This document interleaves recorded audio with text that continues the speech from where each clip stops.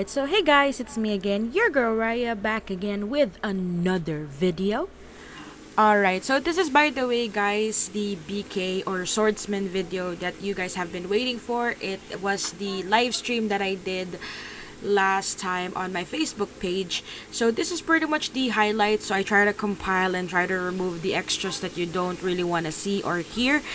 Now, it focuses more on the build as well as the sword and the shield combo or the dual sword combo for your character. So if you guys have questions and all that stuff, I hope that I answered them or I compiled them properly for you guys to see. And let's get on with the video, shall we? The pros and cons of using a sword and a shield.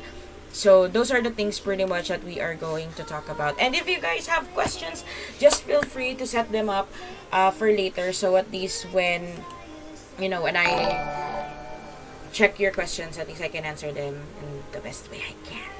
Now, I've been receiving a lot of comments, messages that BKs are actually not that good.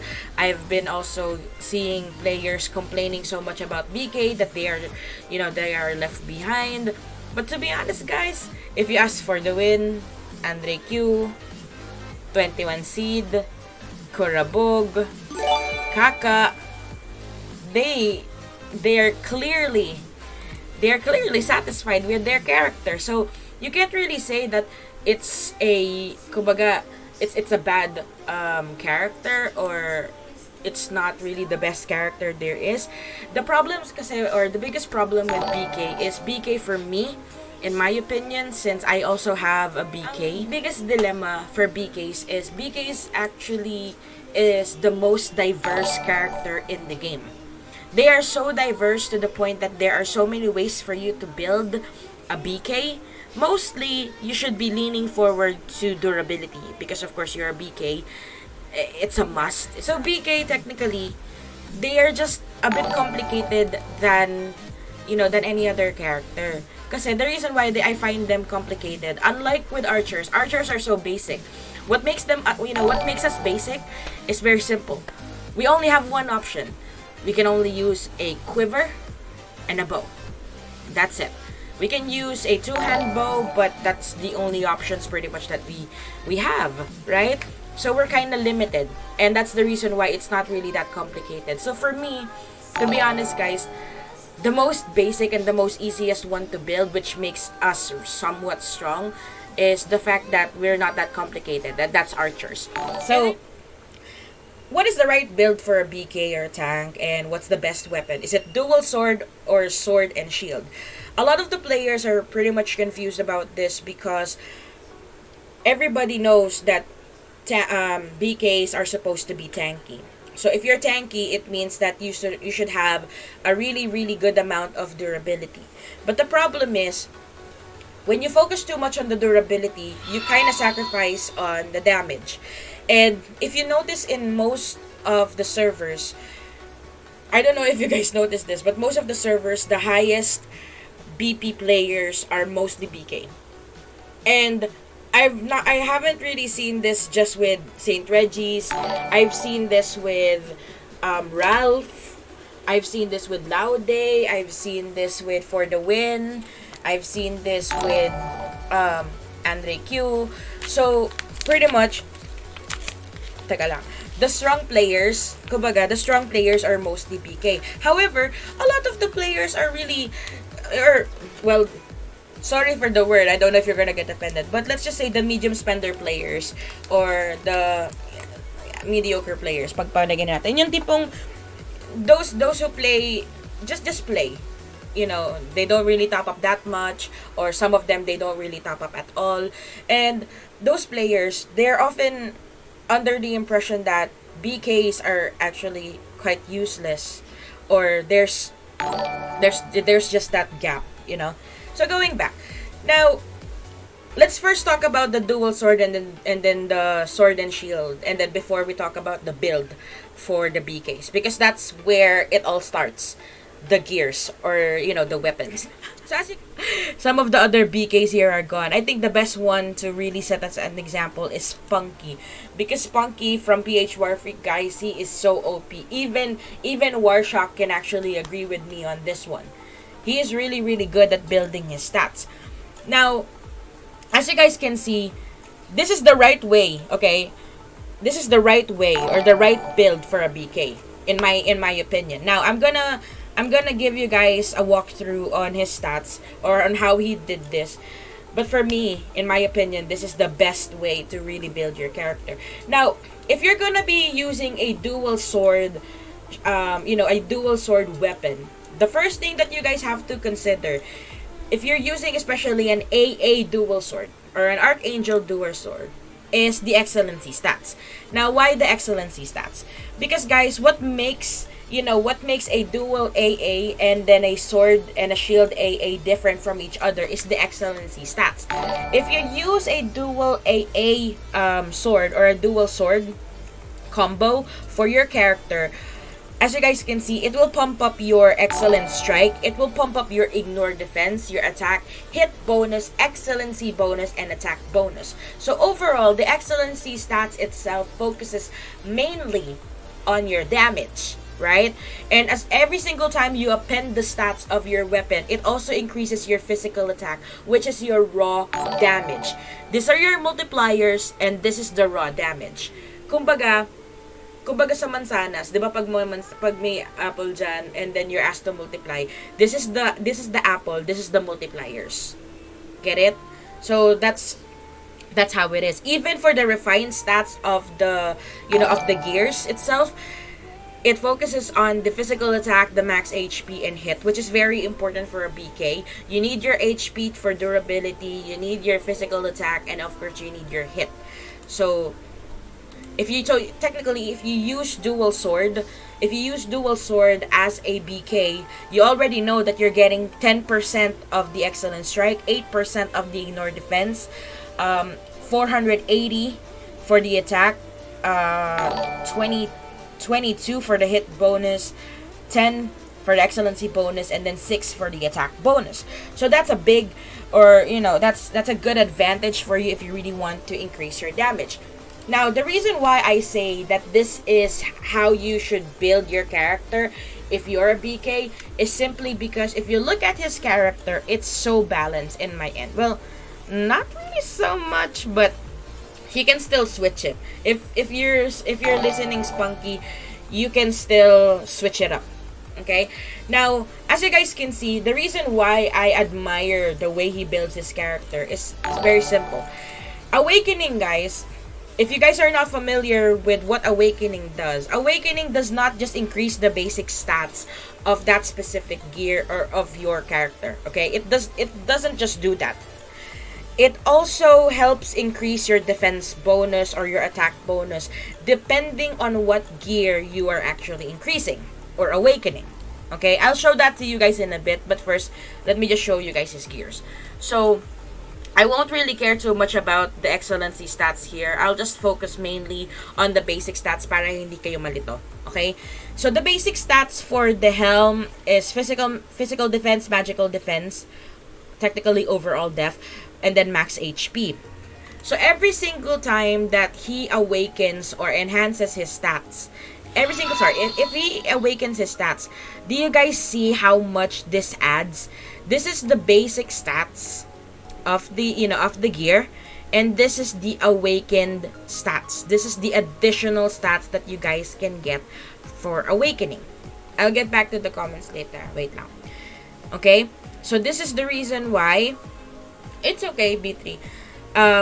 So this is the reason why awakening again is very important. So for me, the reason why I find that what he did is correct is because since he's using a dual sword right over here, when he awakened his helm, he awakened his armor, he awakened his greaves, it means he technically pumped up on the damage so that he can kill more, but at the same time, he didn't sacrifice his defense because what he ended up awakening was the gears for his defense.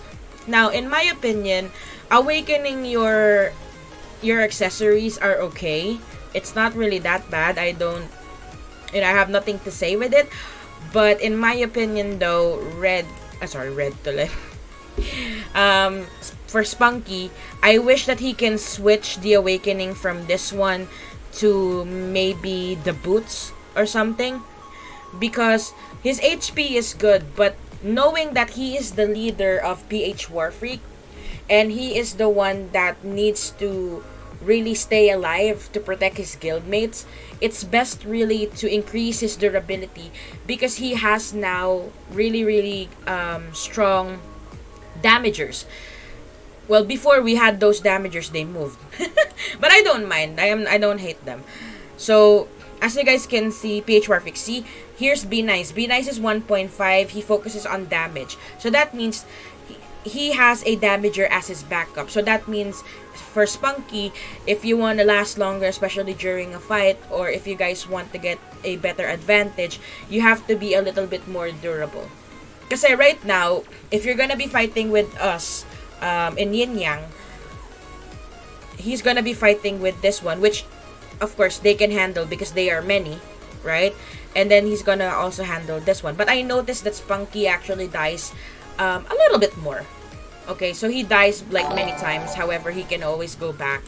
Pero namamatay siya siguro mga 7 times, 10 times, which is not a really good number, especially for a BK. If you die if you die really often in a fight, it gives the enemies chance to ransack your guildmates. Okay? It gives them a chance. It gives them a chance to kill every one of your guildmates, lalo na pag ang guildmates mo, or if your guildmates are not that strong. He's an example of the dual sword kind of combo. Okay? He's the best example for the dual sword combo. Now, let's try to find a dual shield kind of player, which is probably Shibumi. I knew it. So, Shibumi, as you guys can see here, Shibumi is the kind of character that uses a one-hand sword and then a one-hand shield. Now, a lot of the players, or a lot of the top-up players, like the top BP players, swears by it that using a dual sword would actually be better. Now, for me, okay, this is just in my perspective, okay? But based on my observation, that is correct. Using a dual sword is actually really good. Of course, it makes you way more OP. It can also help you fight 1v1 against an archer a little bit more easier, because archers, they can dodge your attack, they can run away, right? So having having a better damage can really help you a lot, especially in killing an archer. But I know this kind of combo, the dual sword and dual shield combo, is actually really OP when it's done right. If you're not doing it correct, then do not expect that it's gonna do well for you. Okay? So, let me go ahead and explain the the sword and the shield combo. So, the sword and the shield combo, guys, as you guys can see, we're gonna focus on the Excellency Stats. Now, unlike the dual sword, this one pretty much provides you a well-balanced stats. Because, of course, the sword will provide you the excellent strike, ignore defense, attack hit bonus, excellency bonus, attack bonus, etc. Right? But the shield, like this one, will help you guys increase your damage absorbed, which, like what I always mentioned before, it's very important. Your counter damage, your defense, your excellency resist, that's important by the way, your dodge bonus, as well as your defense bonus. Now, when you're just starting though, here's the problem. When you're just starting and you haven't really built your character for this kind of build, switching to a shield coming from a sword, you may actually find it really hard to convert, but it's really worth it to convert into a sword and a shield combo. Okay? But again, it's you guys are the players, right? I'm just providing you guys with tips. I'm okay with dual sword or sword and shield. It depends still on your build. Okay? Now, based on what I can see here, since he technically uses them both, it's okay. The reason why he doesn't have a badge, I don't know if I should say this, but this guy actually quit the game. He quitted the game for maybe 2 to 3 months, and he only came back like recently. I wasn't even aware that he was coming back. I didn't know. Okay? Well, even if I do, I will still say I didn't know. No, just kidding. I didn't really know. Like, my guildmates were asking me, because he was my guild leader before, right? My guildmates were asking me, did you know that Shibumi is back? And I was like, no. And then they're like, he's back. And I was like, okay. And it's not that I don't care about him. It's just that, for me, regardless if he is back or not, I'm friends with him in real life. But the game, the game thing, I don't want to force him into joining us or whatsoever. It's up to him. It's his decision. So that's the reason why I never really checked so much on his character, Going back. Now, as you guys can see, I remember Shibumi before. Shibumi was the top 3. He was in the rank 3 before he quit. When he quit, by the way, when I say quit, he didn't just log out. He actually deleted his character. He vanished completely in the system. Like, yeah. But anyways, when he came back, he was also, kumbaga, he was also shocked. He was also shocked, like, when there's so many things that are new. So, probably, he's still saving up for this one. He's still saving up for the badges. I'm not really quite sure how he will be doing his gameplay. I think he reached out to me, but the problem was, there are times that I was busy, but I will try to check on his character as well, if I can. Pero, here's the thing about Shibumi. Here's what I like about Shibumi's character. And this is why I'm still a big fan of Shibumi's character. One of the things that I like about this character, as you guys can see, do you guys notice the awakening? Remember, guys, when he quitted, awakening was just starting. So when he awakened his gears, he is well balanced on the defense as well as on the damage. So he also awakened it with balance. So he awakened the shield, he awakened the sword, but since he needed a little bit more damage, he also awakened the ring. Now, for me, that's okay. Even if he focused a little bit more on the damage, that's fine, because the way I see his build, it's okay. So as you guys can see, he has 17.6 million HP. His attack is also okay, because as you guys can see, he's only like 1.5 million as at the moment, but he can still boost it up. Defense wise, he kind of focuses on physical defense probably before, because most of the people that he was fighting before was mostly BKs, archers. That was before there was change class. Okay? But now there's change class, and he just came back, so he's probably not updated. So if you're here, boost this up. You need this now. Because if you look at the ranking, MDef,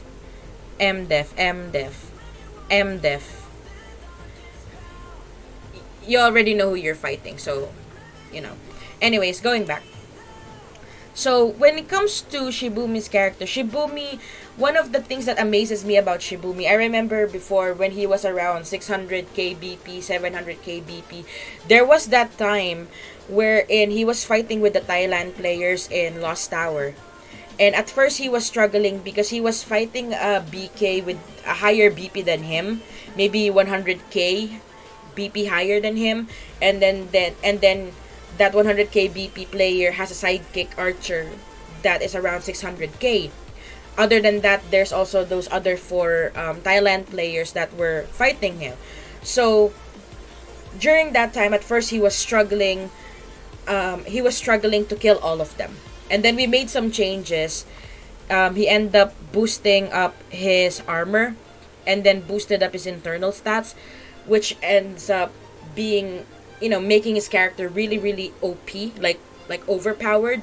So I was shocked because I saw that. I was in that.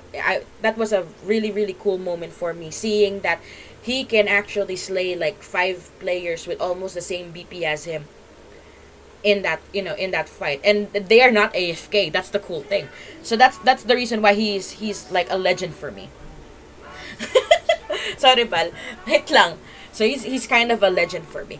Now, as you guys can see, even on the append, he has max append on almost everything.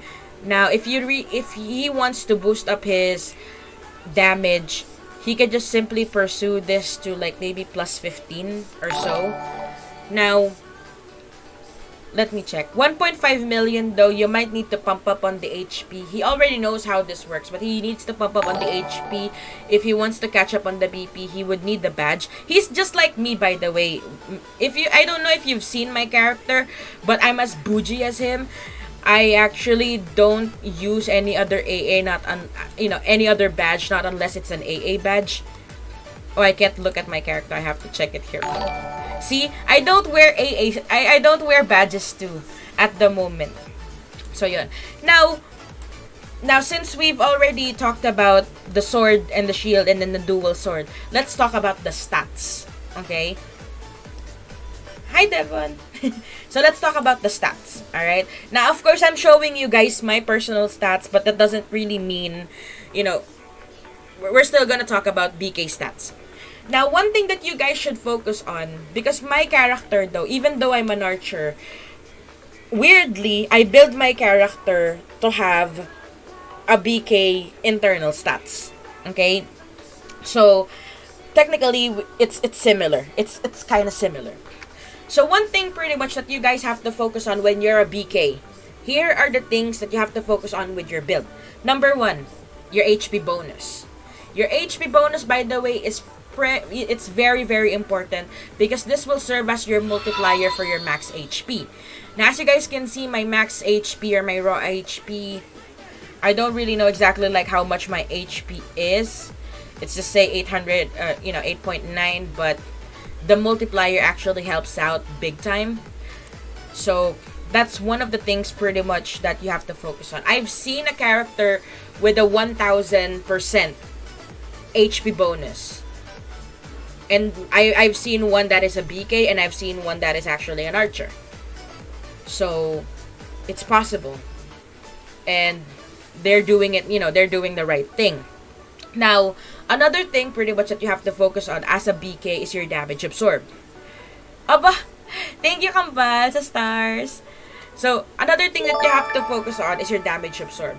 Now, the reason why I always say to every BK that I've ever meet in the game to increase your damage absorb is very simple. As you guys can see, I'm an archer. Whenever I fight, I have the ability pretty much to dodge and then run away. And then my attacks normally is like, I have like a range attack. So that means I don't really have to worry too much about the damage absorb. But having a high damage absorb will help me for, with regards to survivability. Okay? But as a BK, sadly, for BKs, you guys use a sword and a shield. So that means, in order for you to kill an enemy, you have to be this close to the enemy. In order for you to kill them, you have to be this close to them. Okay? So that means, you're the one that's really accepting most of the hits during battle. In order for you to hit them, in order for you to damage them, you have to be near them. But sadly, if you're gonna be near your enemy, it means that it's a sure hit for the enemies whenever they're fighting you. Okay? So that's the reason why damage absorb is important. Because if you have a high damage absorb, it will help you survive in the fight because most of the damage that is coming from your enemy will be absorbed. And it will not damage you that much. Okay? The question that I've been receiving from BKs is counter damage important?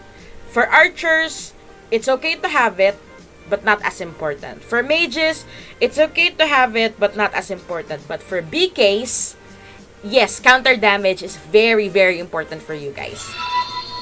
In my perspective, the reason why I say counter damage is very important with you guys is because, like I said, you guys are not ranged fighters. Kumbaga, close range kayo. It means that your enemies should be very near, like, they should be close to you in order for you to damage them. So that means you're taking more hits than a mage, than an archer, than a diviner. Well, a diviner is also close range, but you get my point, right?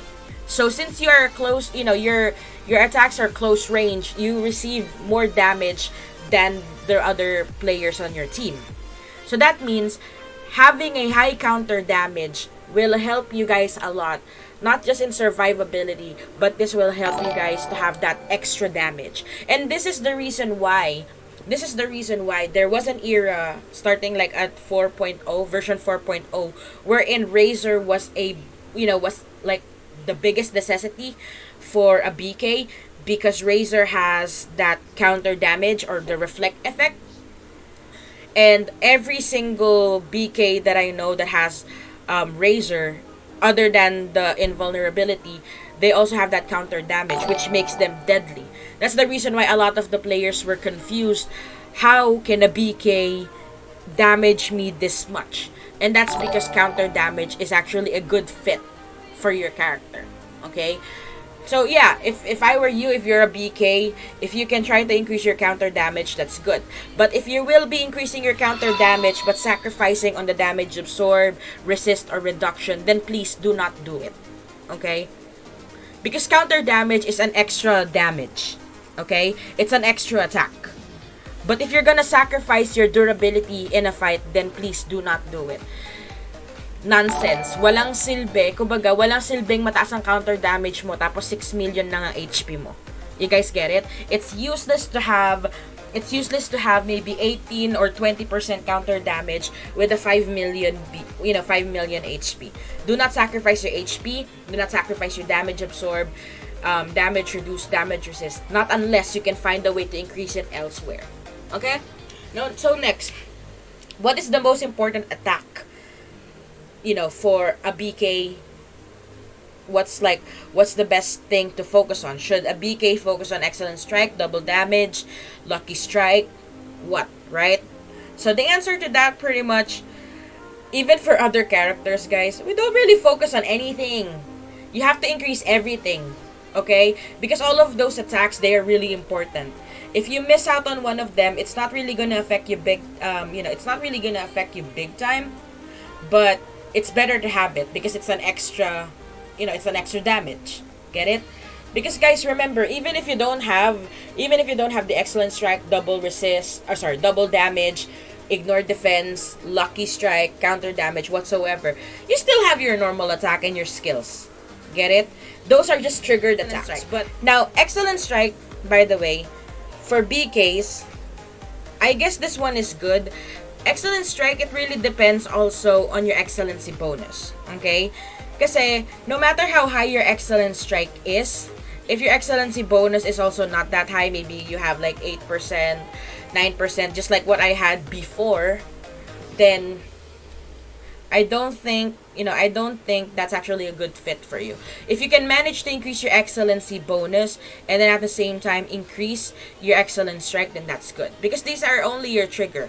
So even if you have 100% Excellent Strike, if you only have maybe 20% excellency bonus or whatsoever, it's not that good. So, double damage, if you can manage to increase your double damage as a BK, then that's a good thing. If not, that's okay as well. Kasi for me, the most OP kind of attack is really Excellent Strike and then ignore defense. Those two. But again, these are just triggers. It's, these percentage are just your triggers. It doesn't matter if it's high or low. The only thing that makes it good is if it's higher, it gets triggered more. If it's lower, then you will still see that it will still be triggered, but not as much. Get it? For damage, next one, resist. Now, of course, you have to make sure that all of your resists are quite high. Okay? The reason why I'm saying that your resists are supposed to be high, like the excellency resist is supposed to be high, double resist is supposed to be high, lucky resist, I don't care even if it's high or low, because for me, lucky resist is just like your normal attack, So, the reason why it's important for a BK to have high resist is because most of your enemies, like mages, BKs, diviners, especially those glass cannon type, they end up increasing those attributes. They end up increasing Excellent Strike, double damage, and damage reduction. Now next, and damage reduction is also very important with you guys because again, like what I always mentioned before, damage absorb, damage reduction, damage resist, these are a trio. Okay? They work together. It's not really good if you only have a very high damage damage reduction, and then you have low damage resist, and it's also not that good if you only have high damage absorb, but then you have low damage reduction and resist. Because again, they work together. But anyway, damage penetration is also good. Pero if you're just starting, like if you only have maybe 700, 800 kbp, don't focus too much on the damage penetration, but make sure that it's not really that low as well. Saktuhan lang. Now, for master talent, if you're using a sword and a shield combo,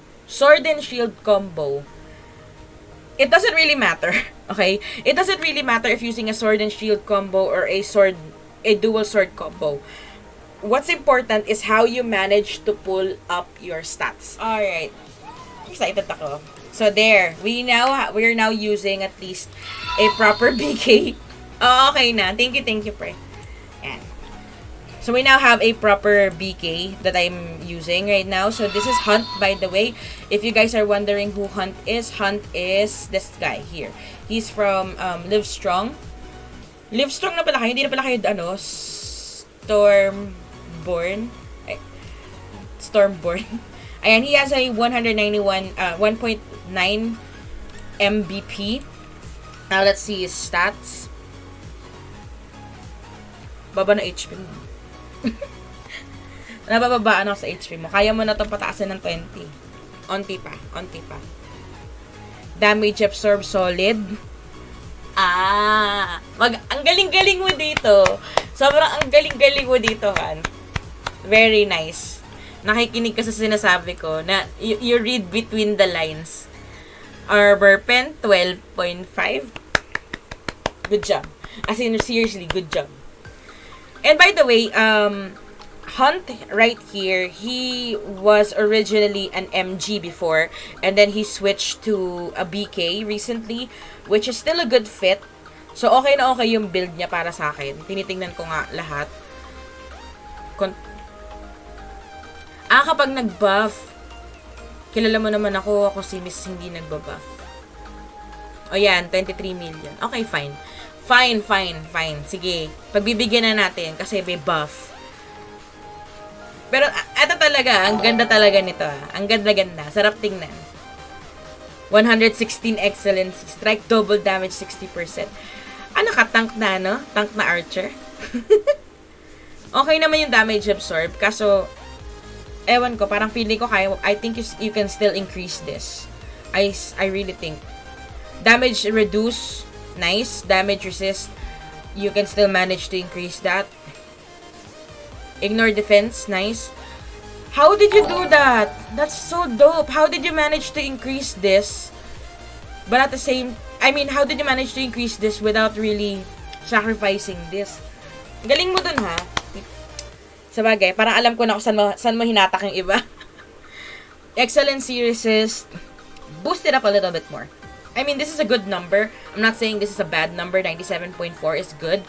Pero, boost it up a little bit more. Excellence. Wow. Guys, are you seeing the excellency bonus of this dude? This dude is deadly. That's all I can say. This dude is deadly. When you see that, as you guys can see, if I do normal attack, I can't hardly... Wait now. I'm trying to see his excess strike, but his ignore defense is also too good to the point that... See? That much damage, guys. And I'm just doing like one hit, see? That's the triggers that I'm talking about. That's nice. Nice. Damage. And is that your damage penetration is OP. Ang hirap na magaming pa. Yung hindi ka pwedeng pang example, hindi ka pang masa. Now, let's see here. So, as you guys can see, the reason why he's using Sacred Sanctuary, even though, as you guys can see on his build, he's using a dual sword, right? He's using a dual sword, and so he's pretty much focusing on the damage. So that's the reason why he already knows how much he's sacrificing for not using a shield. Kasi nga, if you guys remember, if you use a shield, it will increase your damage absorb, your counter damage, and those extras, right? So since he's using a dual sword, then that means he's sacrificing that excellency stats that he can get from the shield. And in order for him to compensate for that, he gets this master talent. And this is exactly the master talent that I will be choosing. Well, you're still missing this one. It's supposed to be 1 3 3 3 2. But you're not really, but I guess he's not really pumping that much on on the master talent. I think he's pumping more into the level because he's just stuck at 10. That's it. Let's see here. Let me show you your spirit combo. Kaya naman pala. Even I understand. Even if you don't really have that much HP with your, with your combo, with your stats, with your damage absorb, with your reduction, your resist, it should be a little bit more higher. Try to increase this one. Maybe try to reach at 90, 95 to 100. Kailangan kasi guys, whenever you will know if you're on the right track, if you can manage to have this like the same numbers, like maybe around 100. If it's 100, at least 90. It shouldn't be like 20%. There shouldn't be a 20% difference between them. Okay. Let's see here. 12. Okay.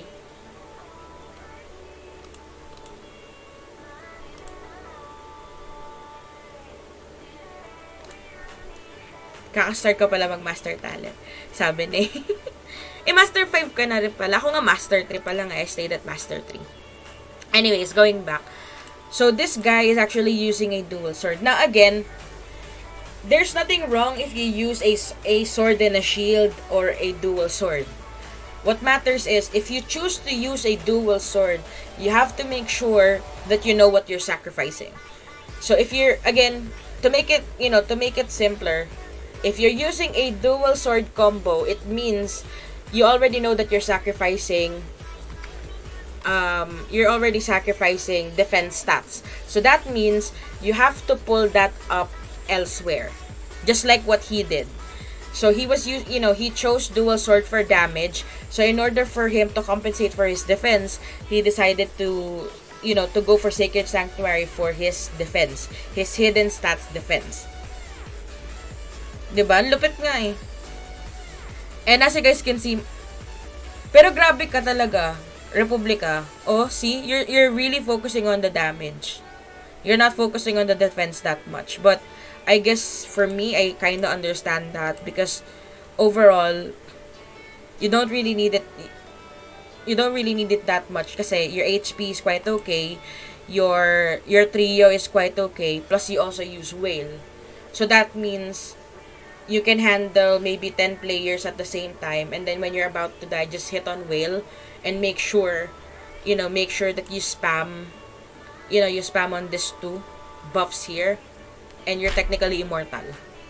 That's all I can say. He's technically immortal with his build. Pero syempre, pag kinalaban mo, mas mataas ang BP sa'yo. Nga. Diba? Lupit. Let's see Godhood real quick. Hit and flee. Well, you guys have to understand, he was originally an MG before and then switched over to a BK. So, let's see. Well, knowing that he's a BK, it's okay to have this number of flee. Hit, nice. He's technically a BK / archer / mage. Old school. Well, nothing's really old school. Hit and flee is still very important. They always make a comeback. I remember before, a lot of the players were saying that you don't really need flee or hit anymore. But then Diviner got revamped and they become really, really strong. They have very, very OP counter damage, and that's crazy. Well, not just them. Also for the BKs, they have really, really OP counter damage, right? So did you guys know that the best counter for counter damage is flee? So it's not, none of the stats, by the way, none of the stats becomes less important. It's just that there are just some times or maybe some versions wherein it's not really needed as much during that time, but it doesn't mean that you don't have to increase it. You know, you should still increase it So every that time. is pretty much Sa it for meta, the video. Again, thank you guys so much for tuning in. If you guys have questions or suggestions or whatever, just feel free to leave them on the comment box down below. Again, I really appreciate your guys' time as well as your patience. And see you guys again in my next video. Peace out. XOXO. RaiA.